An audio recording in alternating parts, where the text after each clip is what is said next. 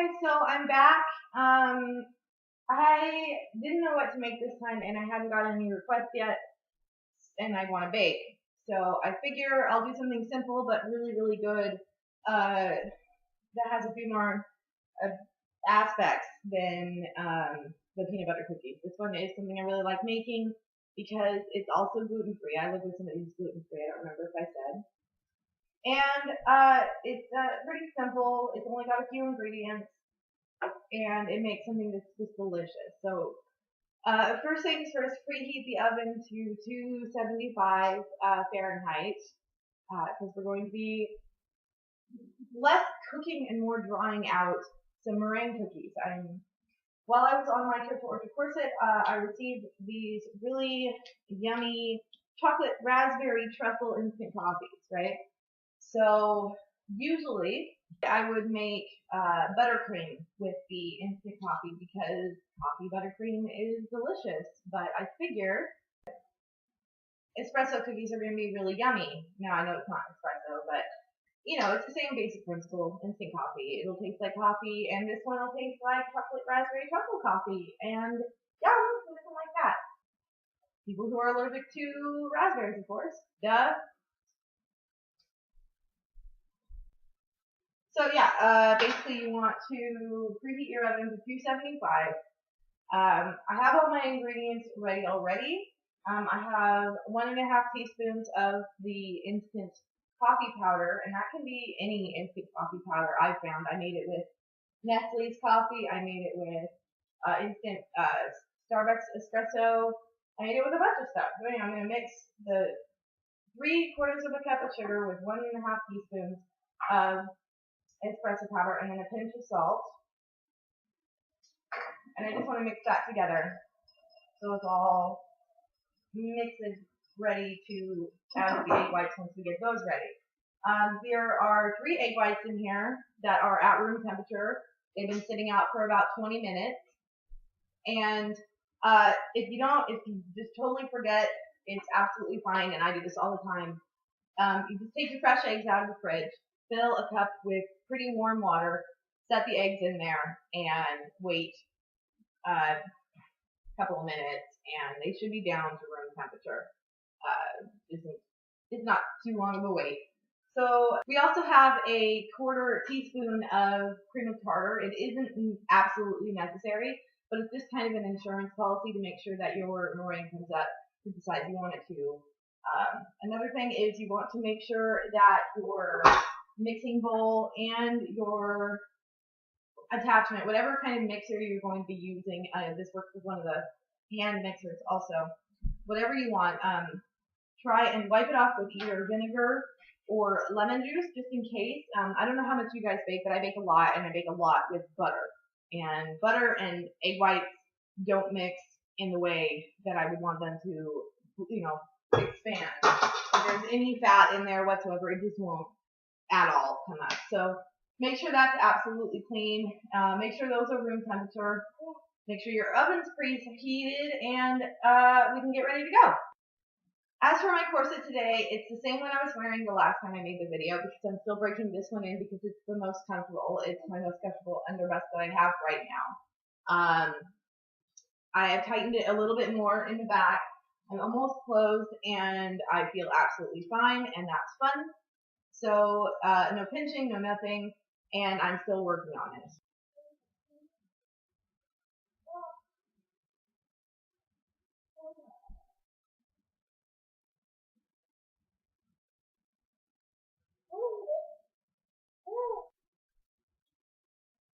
Oh, it smells really good. There is a question I will cover that I want to talk about after I get everything mixed and ready to go. Okay, so I'll get to that after that. Okay, so what we want to start doing is take the egg whites and put them in whatever mixer bowl you're going to be using, and so you're going to put them in whatever mixer bowl you're using, and I'm using this KitchenAid now. I know a lot of people don't have this. I know I don't have this. This is my roommate's, and I've had the luxury of getting to use this while living here. And when I move next month, I won't have it anymore, and that makes me sad. And I'll just have to go back to my old hand mixer, and that's absolutely fine, and that works too. Attach whatever mixer attachment you have that's going to aerate your meringue. The regular beater blades will work, I think, but if you can get a hold of the ones that look more like a whisk, that would be really helpful to incorporate more air quickly. So basically what we're going to start doing is making it foamy. Yeah, so basically bring it up to like a low medium speed and make them a little bit foamy. So let me do that real quick.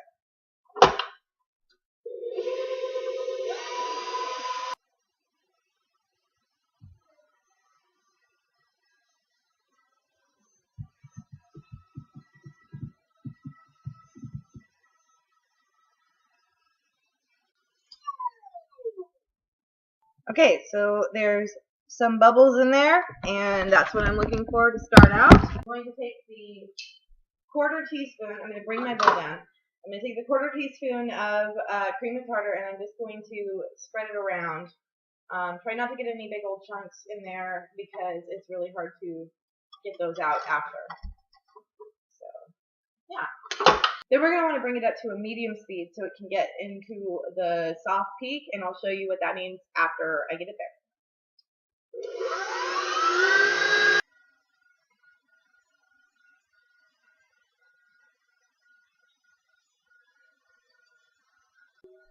Well, while that is going, I don't know if you can actually hear me or not, but I wanted to share something with you guys that if you've been around a while, you know that I used to smoke. I used to smoke a lot too. I used to smoke a pack and a half more a day, and that was obviously really bad for me. But when I moved out of Oregon and up to Washington, the price of cigarettes skyrocketed, and I was like, well, I need to find something that is way cheaper than that for me. Because if I had to give up corsets before, when I had no money, there's no way that I'm gonna, I had no money to do anything, so I can't just keep spending that amount of money. And honestly, that was it for me. It was the money. It wasn't the health problems, because I think everybody has that point where it's, you go over the edge and you go, oh, something has to change. Well, I never reached that with my smoking. It never impeded my ability to play with my kids. It never stopped me from tasting food. It never made me run out of breath that I couldn't run. So for me, it wasn't the health problem. It was the money. And when I moved up here, we had learned about electric cigarettes prior to it. But when we moved up here, we really looked into it. And we tried a brand. I'm not going to say what brand, but it wasn't good. It didn't replace the cigarettes for us, and it didn't give us what we wanted to as far as nicotine levels go. It didn't replace cigarettes for us, and it didn't give us what we were looking for when we went and got these electric cigarettes. We were looking online for all sorts of things to help us quit, and I can't chew gum because of my teeth, and we couldn't do the lozenges because they were really gross, and at the time we worked in fast food and you can't go and spit like you need to. The patches were too expensive, and relatively too expensive. So when we started looking into all the electric cigarettes, we were really disappointed when the first one we tried was this crap, and we started looking more online for more personalized things, and what we came across were these little vaporizers. You can make your own liquid, and you can have whatever level, burn it at whatever level, and honestly, I haven't had the urge to have a cigarette since I picked this up. When I first started using this, I didn't go out to quit. I went to try and supplement so I wouldn't have to spend as much on cigarettes, because I didn't care if I was smoking or not. That was the thing. I just gradually stopped smoking. It didn't taste good anymore. This gave me exactly the same amount of anything that the cigarette did, and that was really, really nice for me. And I know this has nothing to do with corsets, but I wanted to share it anyway because a lot of people had problems with my smoking prior. So this has propylene glycol, vegetable glycol, and water, basically, with a little bit of candy flavoring in it to let me have whatever flavor I want, and nicotine, of course. And I haven't had the urge to have a cigarette. I had a cigarette. I tried one while I was back down in Oregon, Nope. I feel like I get more out of these, actually. It still feels like I'm smoking, but all it is that comes out is water vapor, similar to what happens with an inhaler, because that's propylene glycol in there. So that's really nice for me. Yay! Okay, so I have reached not even exactly soft peaks. It's just kind of floppy, you see. And I'm going to start slowly adding my sugar mixture. I usually add it with a tablespoon because I already have the measuring things out. And you just add it a little bit at a time. You let one incorporate all the way, and then you do the next and the next, and you're trying to get it up all the way to a meringue, which is glossy and pretty and yummy looking. Okay, so I'll show you when I get there. You can increase your speed to high after you get most of it in.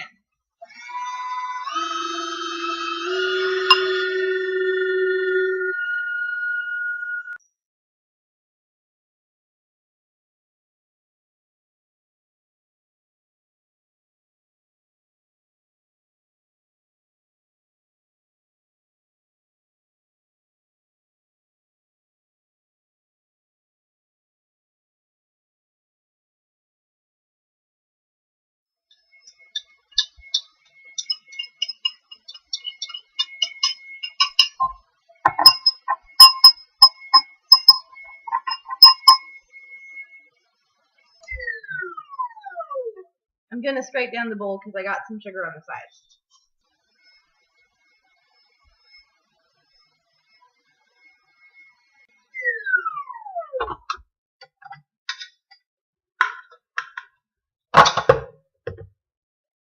So that's what we call a medium peak. It sticks up more than a soft peak, obviously, because it's standing up. But it doesn't, it flops over. Can you see it flops over into like the Dairy Queen cue, you know? So I just want to keep going for a little bit longer. And I shall dance with my baby until then.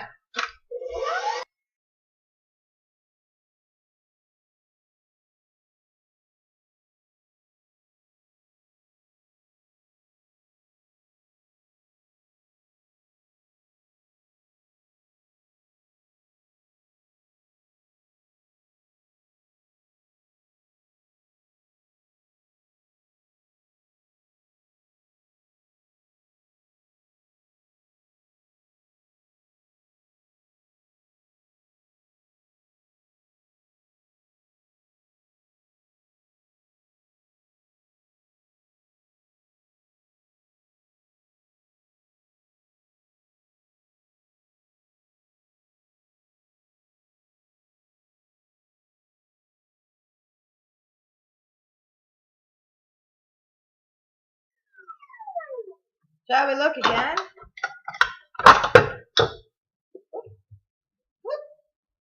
That's a lot better. It flops over a tiny bit, but I don't know. I'm impatient, and I guess that's all right. So what we're going to do next is bag it up, really.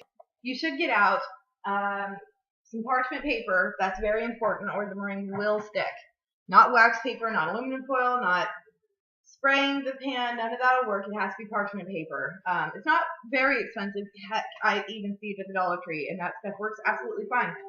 But it's very important. So that you have that. And I'm going to use a piping bag, just a disposable one, because I found them at Goodwill, and that makes me happy. But a zip top back will absolutely work. You don't even need a tip. You just snip off the end, and it'll work just fine. And I'm not even going to use a tip. I'm just going to cut off a little bit off of the end of my bag. I just want these cute little circle cookies. Oh, there goes something. Usually I would keep my kids out of the kitchen because if I'm baking for somebody else, but it's just for me and my family. I don't really care. I do wash my hands, of course, but yeah. You can put your bag, even a zip top bag, inside. Just take one of the corners and kind of put it down in there and then fold over the sides. And this makes it a lot easier for filling, right? I'm going to get as much of that off of there. so I can eat it all. It's yum. Well, I dropped my spatula, so I have to get a new one. Anyway, so doing your best not to deflate much of anything. You're gonna put it into your bag, and I try and get as much as I can into the one bag, and then do it as quick as I can because I have very hot hands, and hot hands and liquids don't work together well in baking. So try making a croissant when you have hot hands. Okay, keeping cold butter cold is just almost impossible. So it looks like I'm going to have to do 2 batches. Oh no, I dropped it. Look at it. Okay, well whatever. It happens at home. Whatever. Scrape it off. I got clean hands. What? So anyway, now I'm just going to fold the bag back over itself. Some people plan these cookies out. They make circles on the paper. I just don't do that. I just don't have the patience. I do that with things like eclairs or cream puffs or macarons, but not with these. These are just kind of mishmash cookies anyway that it just doesn't seem like it's worth it to me. So anyway, get it to the end. Alright, so on my parchment paper, and I'm going to move this onto a cookie sheet. You hear it's awesome. I'm just going to make little circles, whatever size, but once you pick a size, stick to that size.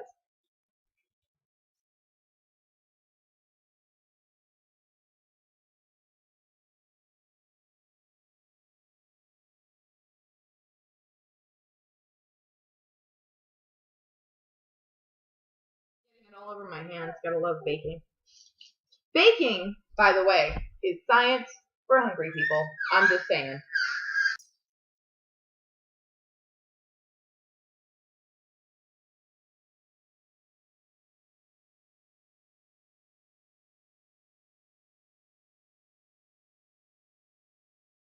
Here's the thing. If you're scared to get your hands dirty, you shouldn't be baking. Alright, now, these say they're disposable, but honestly, I wash, dry, and reuse these probably like 4 or 5 times before they are so worn out that they hardly work anymore. What I do next is kind of similar to the peanut butter thing. I get a little tiny bit of water on my finger, and every peak, I just kind of push it down. It's much easier than trying to learn a fancy move, and I'm not fancy. Okay, so I ended up with 2.5 trays. Depending on the size of your meringues, you're going to get around, this recipe said it made like 10 cookies, and I'm like, whatever, what size cookie are you making? That's ridiculous. So it took some maneuvering to do, but I got everything in. Now, these are going to cook for over an hour, probably around 70 minutes. And I know that seems like a long time, but I promise you it's worth it. They're delicious and crunchy and gooey and yummy and just so good. Okay, so now those are baking. Onto a question that I did have. Less of a question, more of an assumption. We covered this in our interview at Orchard Corset, but I wanted to go a little more how I feel about it here. My roommates, my boyfriend's uncle and aunt, have a friend, and not naming names, whatever, but when she found out that I had done corset videos in the past, she absolutely flipped on me. She went on a tirade of women's oppression and making a woman's body nothing but a sexual object, and basically saying that corsets can be nothing but this oppressive sexual thing that makes women belittled under men, and that we're some sort of property to be dressed up. And I tried my best to explain to her why it is that I used to do corseting and why I'd like to get back into corseting. But when it comes to somebody with such a strong mind in that area, I don't think you're going to make much headway. I tried explaining to her that, as Megan said in one of the clips or one of the interviews or something, or no, maybe it was Birdie. It was Birdie who said women back then, when they went through the rights of women and they were trying to get to where we are today, it wasn't making it so we can't wear corsets. It's so that we don't have to. We don't have to wear corsets. We don't have to wear high heels. We don't have to wear makeup. All of those things are perfectly acceptable not to wear. But somehow along the lines, wearing a corset by choice became stigmatized. Instead of this being a fashion choice, it became synonymous with these negative connotations that are sexual deviance or anti-feminist. And I don't see how that is relevant to, at least for me. I know there are women out there that do this for the attention, for the sexual excitement of wearing a corset and getting the attention you do get from wearing a corset in certain areas. I, however, as most of you know, don't wear my corset for that reason. I wear it because it makes me feel good. I feel nice in a corset. I feel like more of myself. I feel more of myself in a corset than I do outside of a corset. I do try my very best to inform people about what it is and not. I try to inform people about what it is and what it's not. It is not something that oppresses me. It is not something somebody is forcing me to do. It is something I choose to wear, just as you choose to wear tennis shoes and jeans. I choose to wear corsets and high heels. There is no difference in my opinion. Not only does the corset make me feel good, it makes me feel like I am attractive, not attracted to other people, but when I look at myself, I feel better about myself when I can see that I have this shape. Not saying that I hate myself outside of a corset, of course not. I love myself, and it took me a long time to get to that point. But it makes me happy. It helps me feel more feminine. And I could not care any less whether my boyfriend enjoyed it, doesn't enjoy it. He seems to care very much for it because of the way it makes me feel, not because of the way it makes me look. He knows that when I can fit into clothing and feel good about that I light up, that I can actually semi-smile. And that's exciting for me.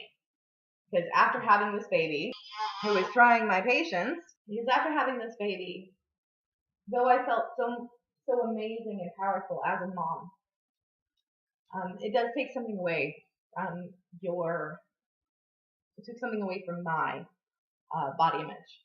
I already had struggled with it for years, and having another baby, though very empowering in that I feel like a badass that I had both my kids naturally, but at the same time, when your body changes without your consent, I mean, obviously it was my consent with having a child, but what I mean is when you have no actual control over the shape of your body, when you start getting bigger, and it just happens, it's very detrimental to somebody's well-being in their mind, and that was hard for me. So, given the option to wear corsets again, I was very excited because I knew how I felt prior, and I knew that it would help now. It also helps so much with holding my baby because she's getting so big. Yeah, she's getting so big that lifting her for long periods of time has hurt my shoulders and my back because of the strain. And I know most women don't complain about that, or at least they don't do anything about it, and they just seem to come to motherhood. I agree. I agree wholeheartedly. I did my first daughter completely corset free, and obviously I lived through it. As mammals, we're made to have babies. That's kind of the point, you know. But it has helped significantly with me being able to hold my daughter longer, and that's nice.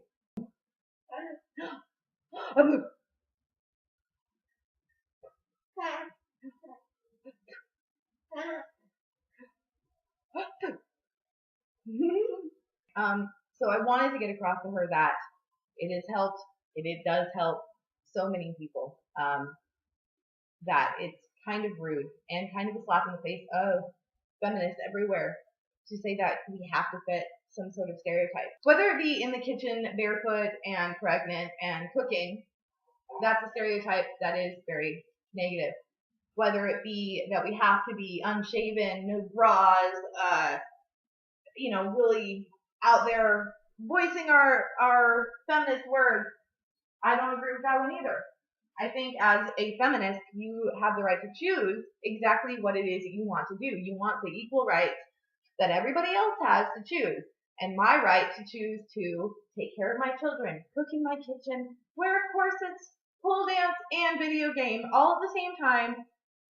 And who cares, right? I mean, that's the point. It's my choice. And it frustrates me so much that it's all of a sudden associated with sex and sexual things and sexual perversion, which I don't believe is a thing most of the time.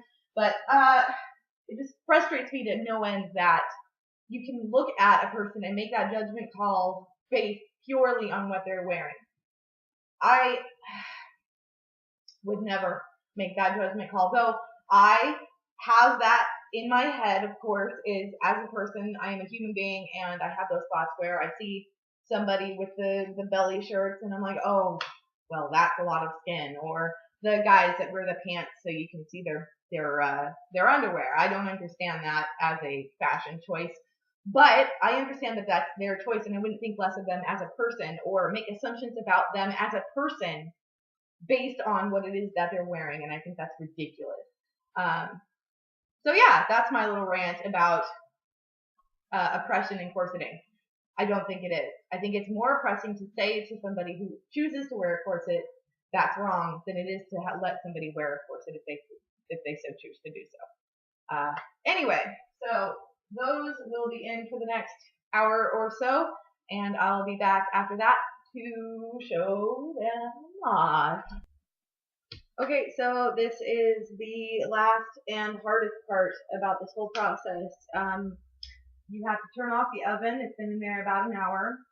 Had a couple crack on me, but that's alright. I'll just eat those and nobody will know they ever existed.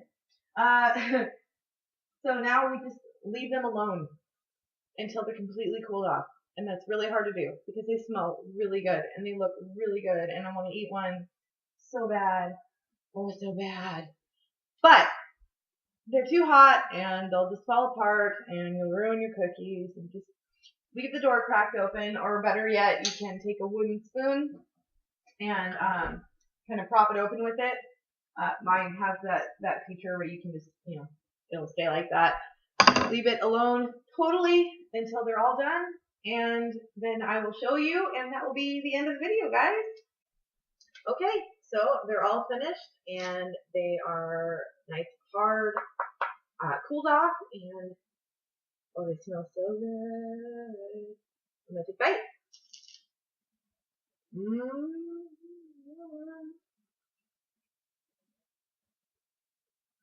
Yeah, it is just so good. Just like the coffee. So, those are the cookies. Those are my rant. That's my rant. And I hope that you guys enjoy it.